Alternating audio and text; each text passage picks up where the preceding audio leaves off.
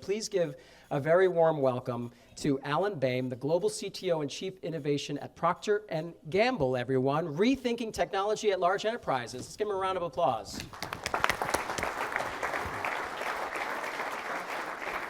Thank you.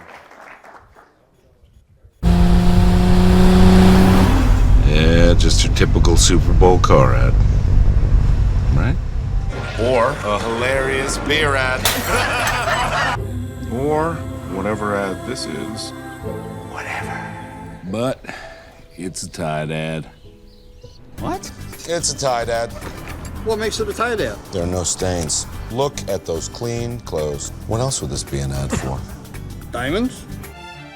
A gift that lasts for No, Tide. It's time for a cold refreshment. Tide ad.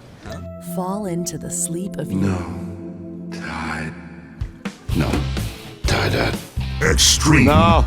Tide. Tide! Meet the all-new. No, it's a Tide ad. Tide. So, does this make every Super Bowl ad a Tide ad? I think it does. Watch and see. Hello again, ladies. Is your man the kind of man who would climb the height? I'm in a Tide ad. Nice pants. Get off my horse. Tide ad. Beautiful. Like a Tide ad. Sarah? Sarah? It's a Tide ad. Sometimes the signs are hard to ignore. But whenever you see clothes this clean, that's a Tide ad. Clean clothes may be an indication of a Tide ad. Tide users experience 10 times more cleaning power. Tide is America's #1 detergent in America.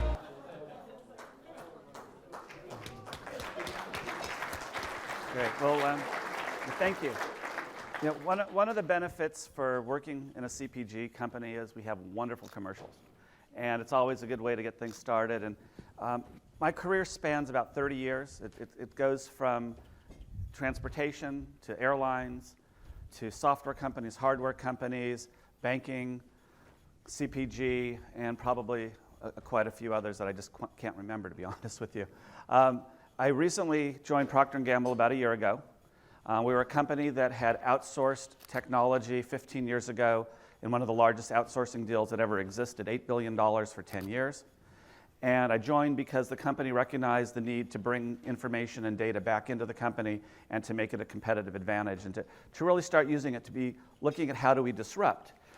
Prior to joining P&G, I'd spent quite a bit of time thinking about why is it so hard to innovate? Why is it so hard to change things in these companies? And having gone through all these different companies, there's actually, I counted it up for presentations, 23 different companies I've been associated with in 30 years. I didn't quit all of them, but I didn't get fired from all of them. But there's a lot of mergers and acquisitions, but there's a lot of things that were going, sort of a common thread that was going through this. And so I thought I would try to share a little bit of this. And I started working with a friend, and Dan Woods, who's an editor at Forbes and has done some consulting. And we started rethinking, what is the problem with IT? What's the problem with IT professionals? And the reality is we came to the conclusion that for years, we have been suffering by simply chasing best practices. And best practices is very good if you're in a commodity business. But as we've seen what's happened over the last few years and the importance of data, it's really changed. So we said, let's put something together about how do you recover from best practice-based IT.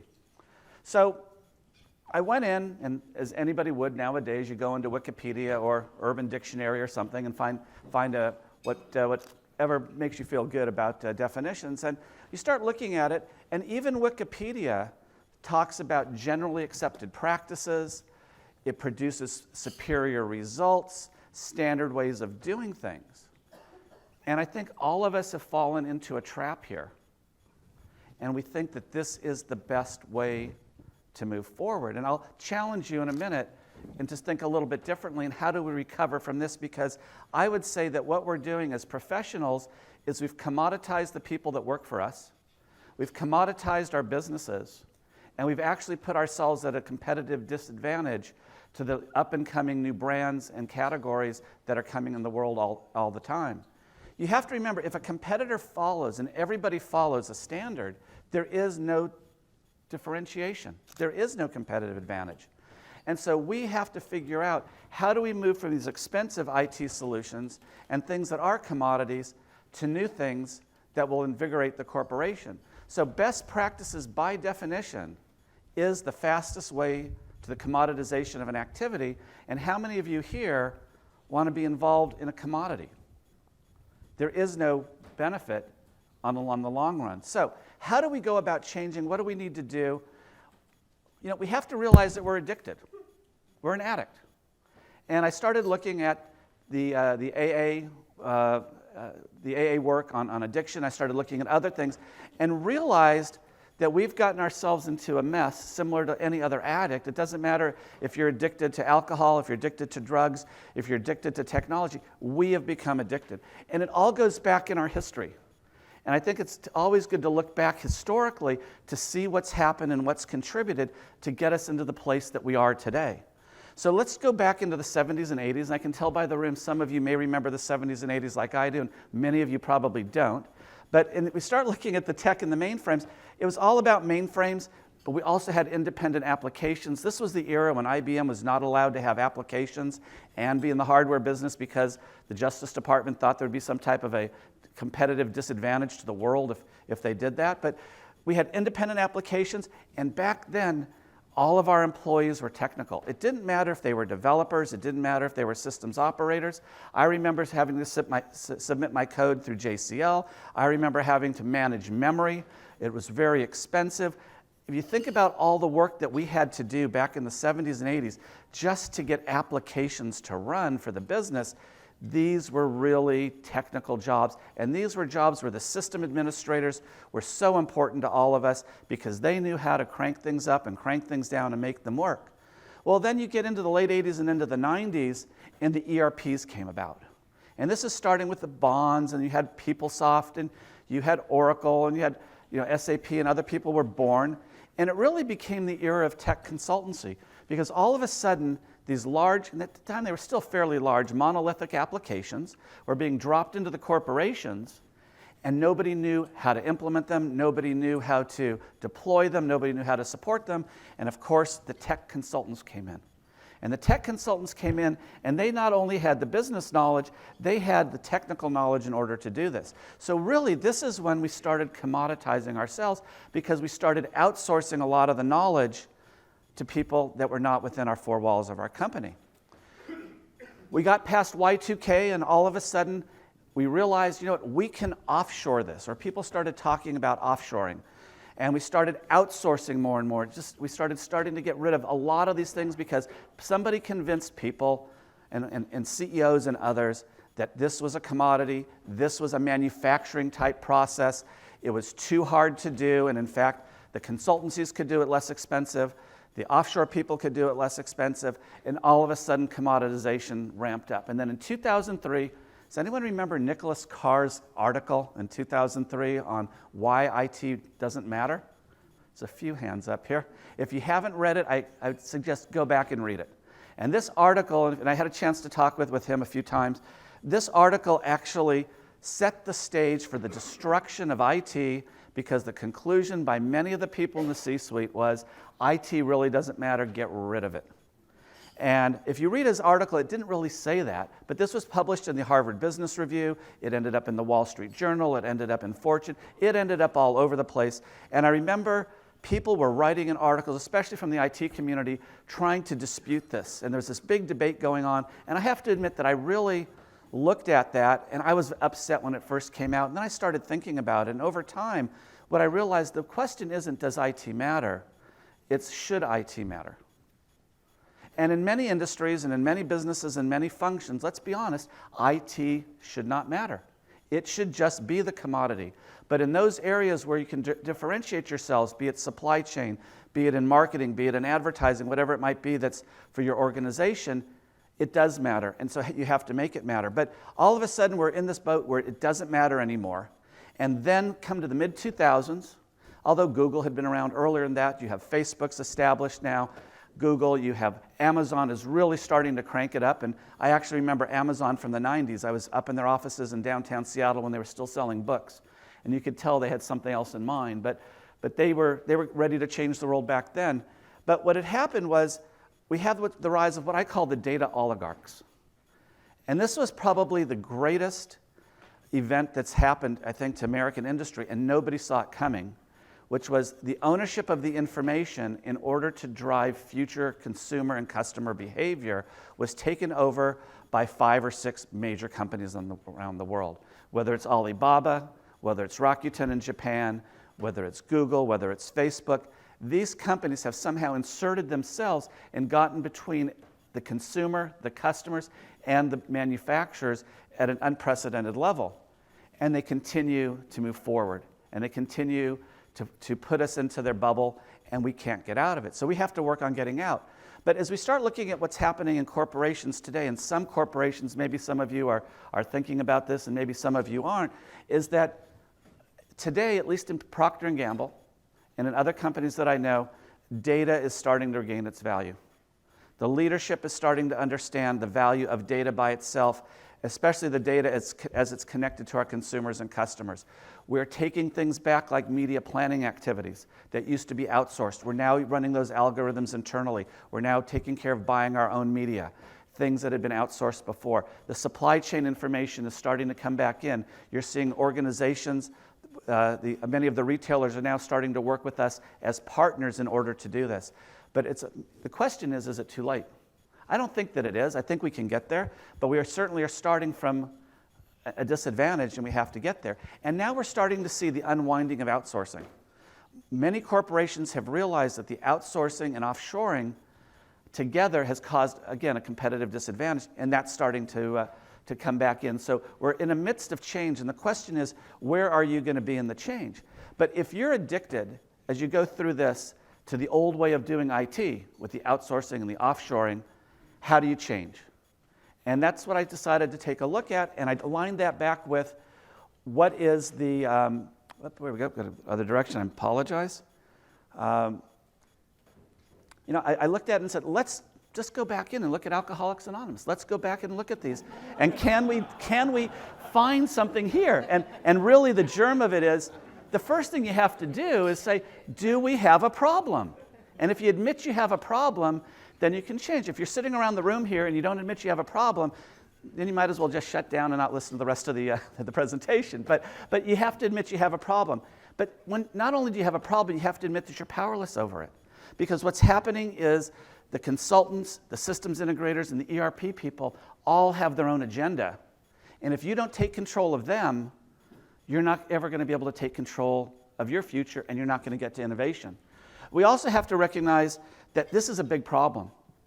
And if I look at the amount of money that's being poured in to Procter & Gamble and other companies in the IT, and we look at how much money historically has been going to such a few number of vendors, that means we have to find a way to look at ourselves internally, change our financial accounting, change how we're looking at our project planning, change everything in order to get to the future. Then the biggest and hardest problem here, and I started thinking about it, I thought, boy, this really is a big problem.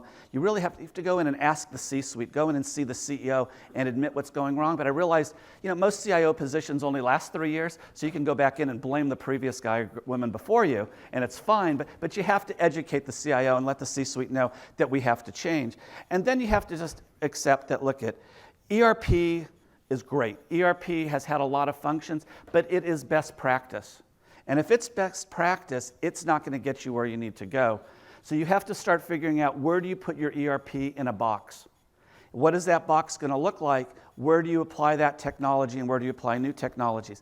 Recovery is possible. You can get out of this situation that's been created, but you have to change, and you have to adapt, and you have to be looking at things through a different lens. And I'll talk a little bit about that as we go through here in a minute. But what does the better IT look like in the future? To me, it's bringing in a lot of the talent that we let go.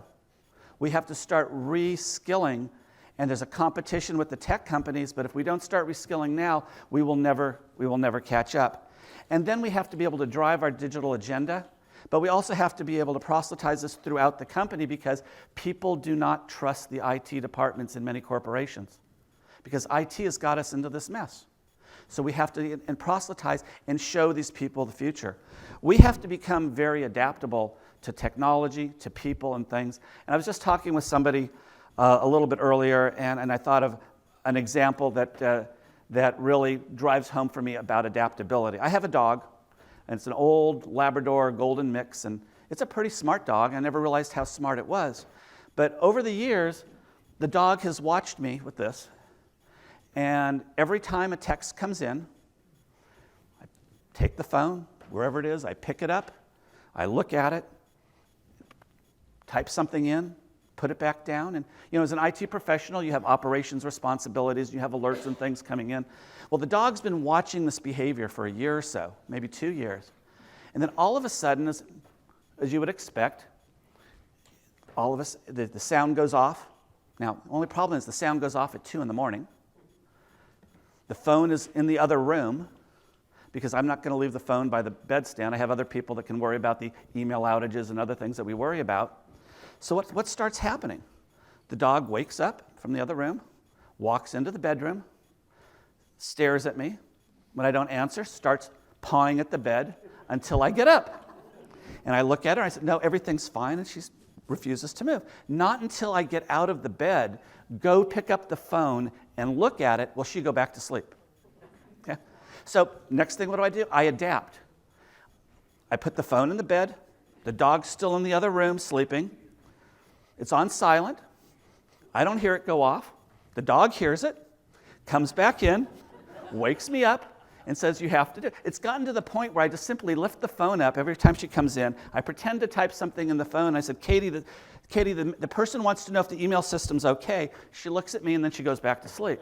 So if a dog can adapt, and we can move forward.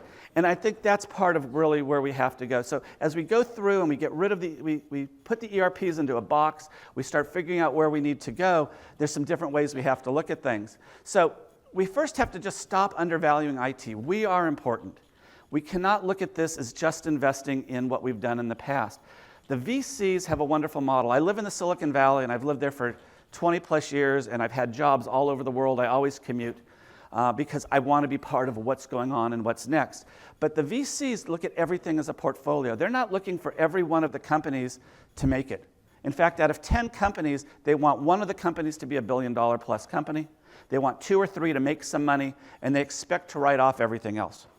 We have to start looking at that as IT professionals to understand where are we going to make our bets. No longer do we have to bet on $1 million investments in IT. We can be betting in $50,000 and $100,000 pieces in parts of our company, try it and scale it in order to be able to grow and take advantage of the future. So lots of small investments will actually have a higher return than 1 or 2 large investments. And I would encourage you to look at those areas where these small investments will pay off.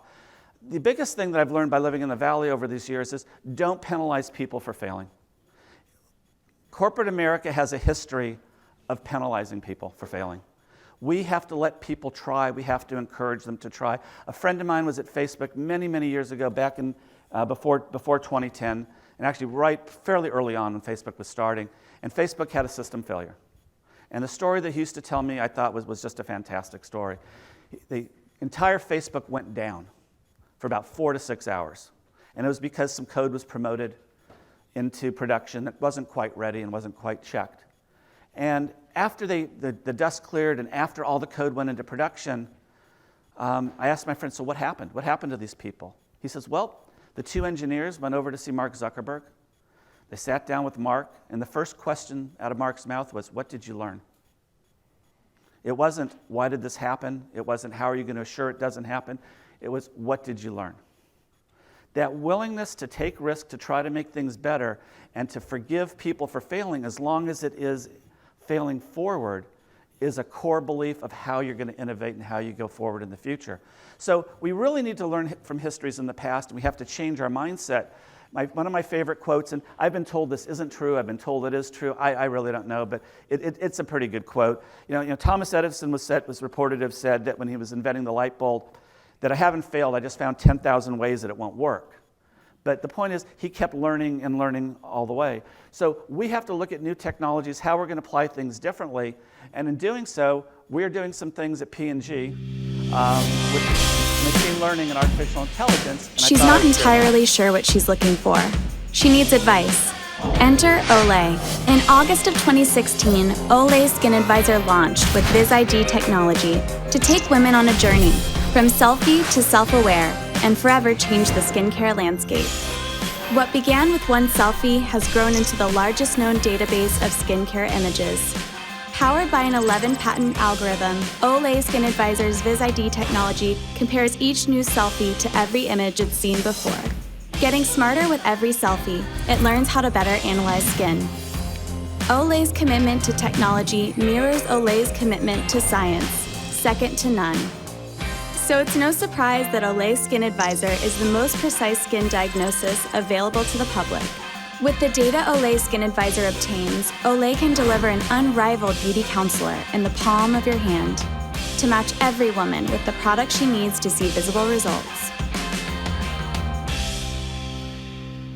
So one of the reasons that I wanted to share this is that this couldn't have been done without a partnership between the R&D group and the information technology group, because our R&D group is heavy chemically focused, and information technology, of course, is digital. So we are now starting to partner. What used to be just core managing ERP systems and things of that nature, we are now having to reskill ourselves, bring people in that are actually working on the product side, because the product side and the core IT side are now starting to merge together. And this is an area that we're spending more and more time in investing. We have people set up in China, in Geneva, in Cincinnati, all around the world, where IT is now reinventing itself and it is becoming relevant. It's becoming a key differentiator to what we do. This doesn't seem to be working. If you can move it ahead. Here we go. So, as I said, we're investing heavily in AI and ML. We have over 70 data scientists, and we're continuing to grow.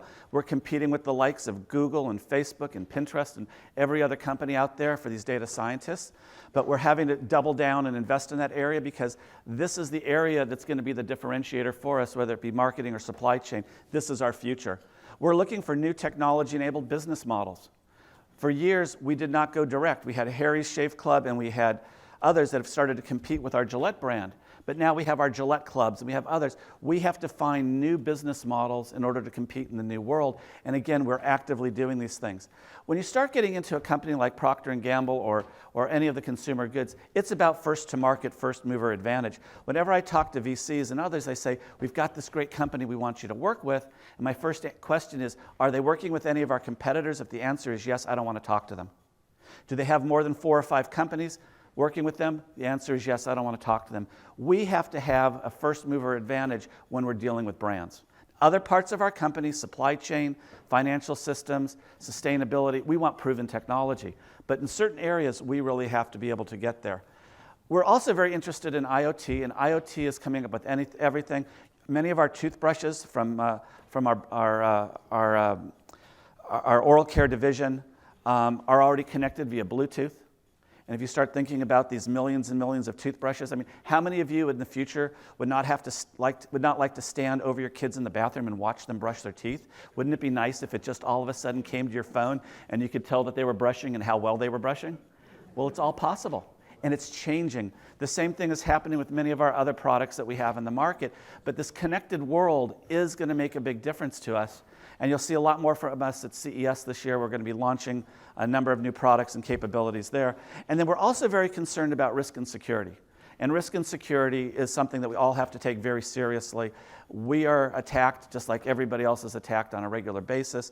We're really trying to figure out how do we get ahead. It's very difficult for any corporation to compete against state-sponsored attacks. But you have to do those things that you can make sure they're not self-inflicted. There's a lot of things that you can do, and we're certainly going down that path. So I wanted to share one last video here, and then just wrap up real quick. But this is unique, and the reason I'm sharing this is that for 100+ years, all of us males, and so again, predominantly here in the audience, but all of us males have shaved to some extent or another, and it's all been done just one way. We all take the razor, shaving cream, we shave, and we move on. But that doesn't actually solve a problem in the world the world's faced, and we'll get into that here in a second, but it's because we've thought very linearly. What I would encourage everybody to do is to start thinking laterally, start thinking differently, and re-examine the problem. And although you may look at this, what I'm going to show you is a little bit of a niche problem, this is a real problem. This is a real problem. These are real people. And it's something that the Gillette company figured out that needed to change in order to help make this world a better place and to solve a business problem. Good morning, sir. Ready to get up? Let me get your feet up. How you doing today? Okay. Good morning. I remember always looking at my dad's arms like when I was like 8, 9, 10 years old. Yes, He had arms like Popeye. He was a tugboat captain, and I so admired his physique. And now it's a different story, you know? And that's just the way it is.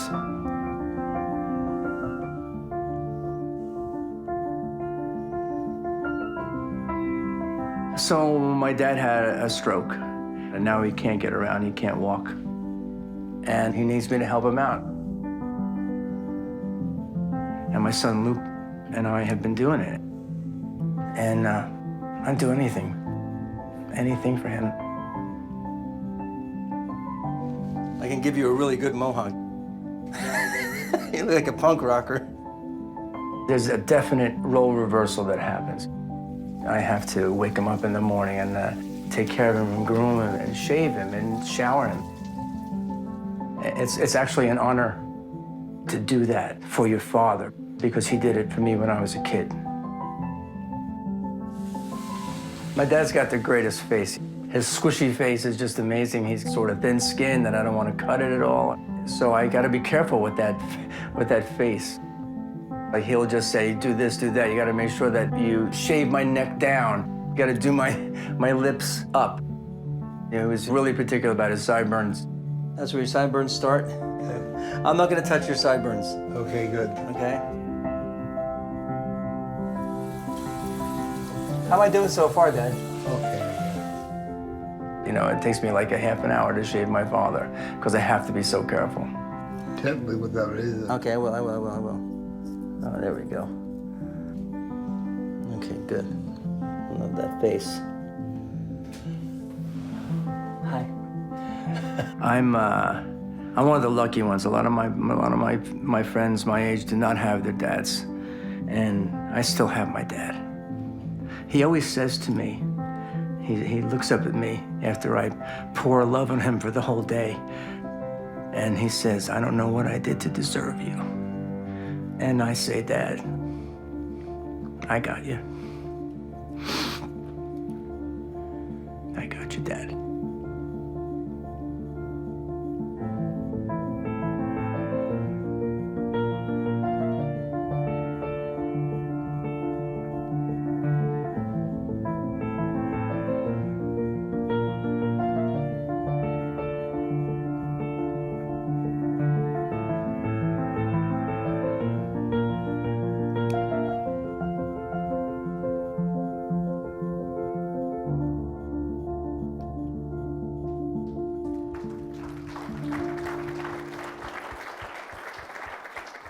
So, you know, the point is we can think different. If we can, as a P&G and Gillette company, can take a simple problem and something that's been around for hundreds of years, doing it the same way, and step back and think a little bit differently, we can do that in IT as well. And I think I would encourage everybody to find those things that matter to you, those things that matter to your customers, to your consumers, to your company, and think a little bit different. Don't stay addicted to the past. Don't just assume because it's been that way in the past for the last 5 or 10 years or 15 years that it needs to stay that way in the future. This is a time for change. We are at that tipping point in our profession. We're at that tipping point from a competitive standpoint in our industries.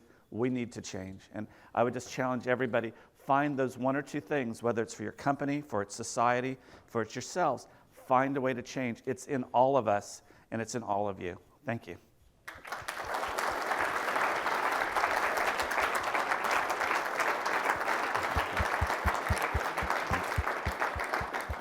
We have a couple minutes before dinner comes out for questions. If you have